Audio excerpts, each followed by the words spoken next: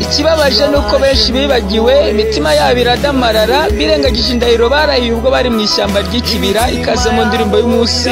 None data uko byagenda kose aho ugeze n'ibyo ufite ntabwo wabura kuba warabwiye Imana kuzayikorera kugira ngo ibiguhe, ariko nawe reba amasezerano wasezeranyije Imana nimba hari icyo wayakozeho. Nasomye ijambo rambwira ngo ubwoko bwanjye burimbuwe buzize kutagira ubwenge, ngo ubwo ubuze ubwenge nanjye nzakureka wowe kumbera umutambyi, ubwo utubashye amategeko y'Imana yawe ngo nanjye nzareka abana bawe. Yesu agufashe, amen.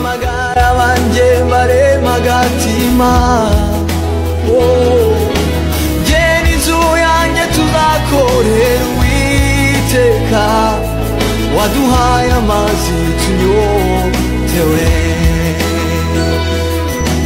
Geni inzu yanjye tuzakorera Uwiteka Imana, waduhaye amazi tunyotewe.